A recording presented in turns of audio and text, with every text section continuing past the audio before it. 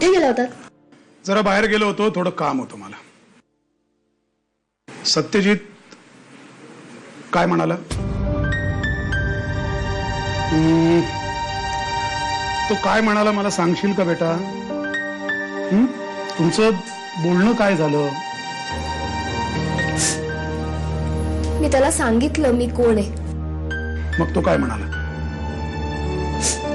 शेवटी त्यांनी मला धर्माच्या चौकटीतनच बघितलं. हे प्रेम वगैरे सगळं बाजूला ठेवलं होतं त्यांनी. मी थोडा सावरायचा प्रयत्न केला, त्याच वेळी तो ओरडला की दिस इज इम्पॉसिबल, हे अजिबात शक्य नाहीये. आय कॅन अंडरस्टँड, पण सत्य हे शेवटी सत्य असतं बेटा. हे चूक आहे, हे सगळं चूक आहे.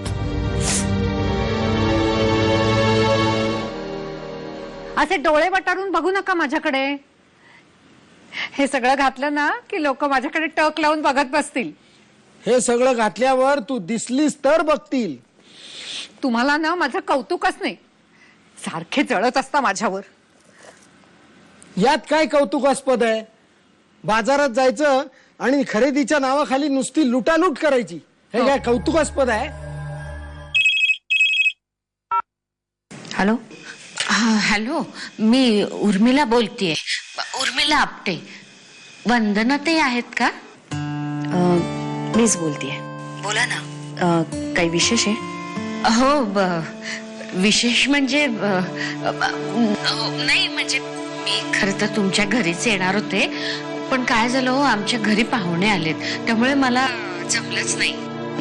वंदना ताई, अमृता घर सोडून गेली. ती तुमची मुलगी नाही, तुमची भाची आहे हे समजलं आम्हाला. आणि असंही कळलं की तिचे वडील कोणी मेजर आहेत, मेजर इनामदार म्हणून. हो, म्हणजे तसं आम्ही तुम्हाला सगळं सांगणारच होतो, पण तुमची अडचण मी समजू शकते, म्हणूनच मी तुम्हाला फोन केला. म्हटलं कानावर जे आलं त्याची खात्री करून घ्यावी. काय विचार करत असेल अमृता माझ्याविषयी? तिला वाटत असेल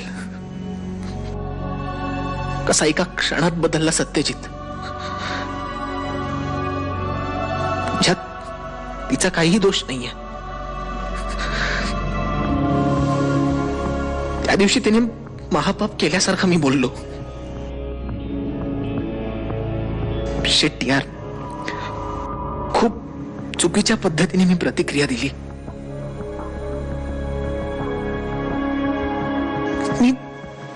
मी जराही विचार नाही केला. त्याच्या आधीच बिथरलेल्या मनावर मी एक घाव घातला.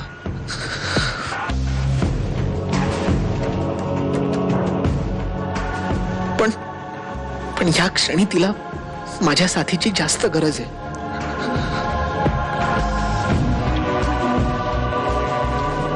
आता मी तोंड फिरवलं ना तर ती माझ्या आयुष्यातूनच निघून जाईल. सत्यजित, मला आठवतात तुझे शब्द. अमृता, तुझ्या भूतकाळात एवढी ताकद नाहीये की तो माझ्या प्रेमाच्या आड येईल. हेच बोलला होतास ना तू. आता कुठे गेलं तुझं प्रेम? क्षुल्लक वाटणारा माझा भूतकाळ आणि त्यानंतर उलगडलेला माझा धर्म तुझ्या प्रेमाच्या आड आलाच.